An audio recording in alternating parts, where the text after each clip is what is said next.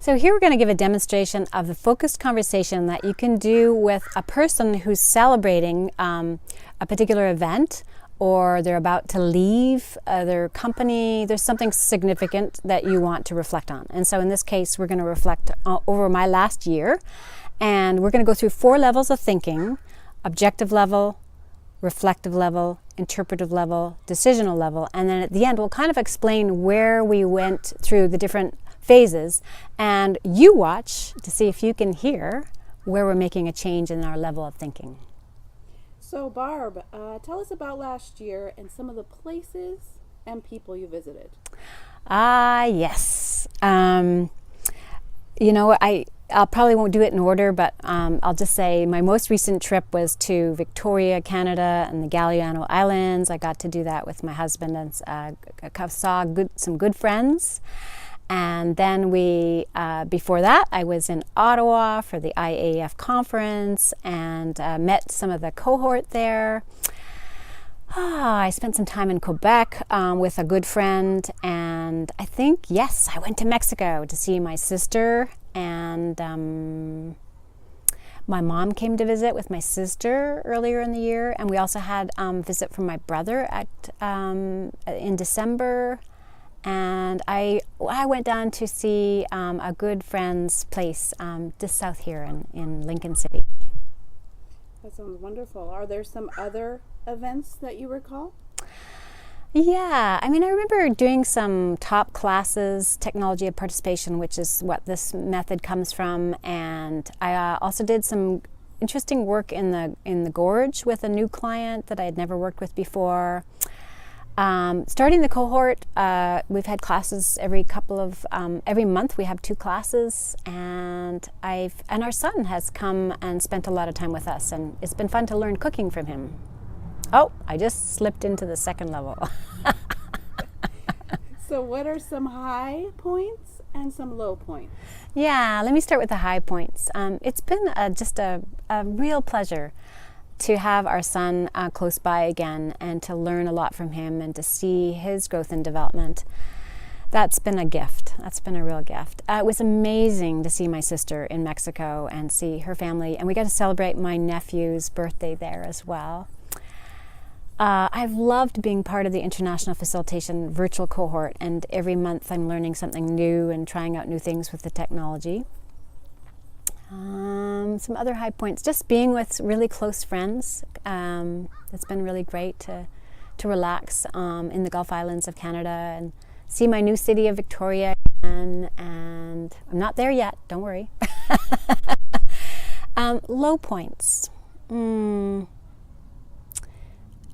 I felt really tired in the last month, and that was a bit of a worry to me. And I also have been trying to build up my fitness and the amount of time that I can walk on my foot. But I get discouraged because at about 10 kilometers or so, several days in a row, my foot gets really sore from my foot surgery about 1.5 years ago.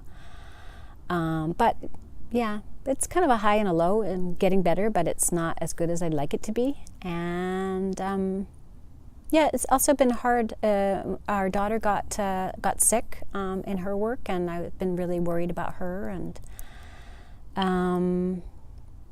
yeah, I would say those were the main points, low points. Yeah. What of those events stand out and touched you? There was one moment when I was relaxing in the Gulf Islands with my friend, and she put on this wood fire, and we'd been out for a long hike, and I just fell asleep on the couch in this deep sound sleep, and it was amazing. I was like so wonderful just to relax. I also relaxed in the hammock at her place, and there was a time in Seoul where I got sick when I was presenting at I forgot to mention that as an event, but I was presenting at the IAF conference, and I got really sick. I got a stomach flu or something, or bug. And my colleagues and friends just gathered around me and missed part of the conference and came and just kept me company and told me stories and rubbed my back, etc. It was great. So what is significant in this past period of time? The significant parts of this past period of time, I think I'm having to relearn how to relax again, because I had been relaxing quite a lot in the beginning of the year.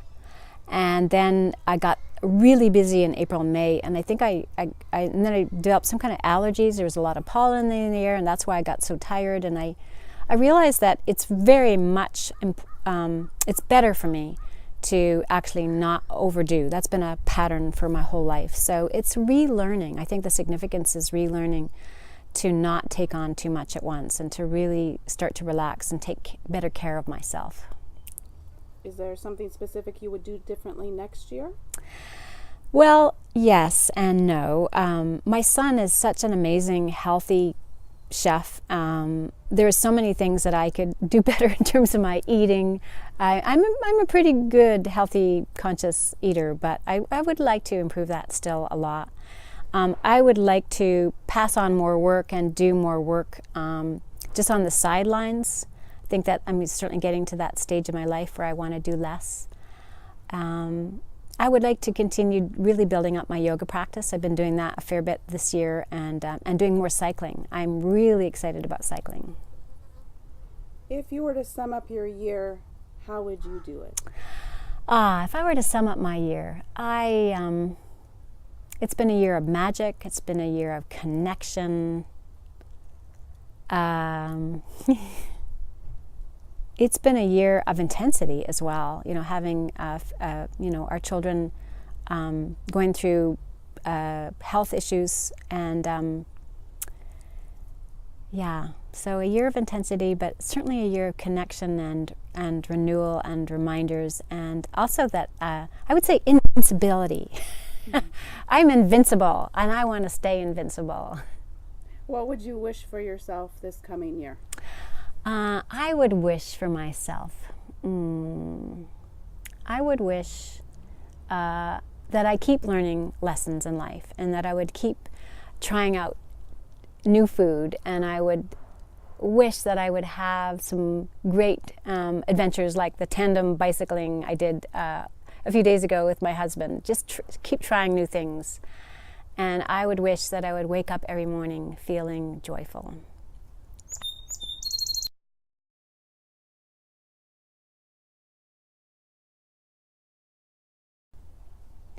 So we went through the 4 levels, and I don't know if you noticed the change, but at first you're just asking the factual data. You know, what are some events in your last year, or and what are some people and places you visited? Very factual, easy to answer questions. Although in the case of reflecting on a whole year, it can be a little tricky. As you move into the next level of thinking, reflective level, you're really trying to touch the heart, and you're trying to say, of those objective level facts, what was your response to them? Like, I'm having a response to the sound of that beautiful songbird right now. And so asking highs and lows is a great, easy question, and you can ask about memories, associations. When you move to the 3rd level, you're moving deeper. A lot of people get confused between the 2nd and the 3rd level, but the 3rd level is you're trying to actually bring things together. You're doing some synthesis. It's not the final level, but you're looking at meaning and significance and importance. And so I'm looking at all those events and my reaction to those events. And now, what does that mean for me? You know, why was that year important? Why was that event important? And what do I want to do differently? And then that's moving you to the final level, which is called decisional. And decisional doesn't have to be decision. In this case you saw, it was really just about what are some wishes for myself? How would I sum the year up? You're bringing closure to the conversation. And it's a lovely way to help someone really reflect on something important in their life. So, focused conversation. Find out more through classes and books and anything else you can find on our website and other websites to do with the Institute of Cultural Affairs.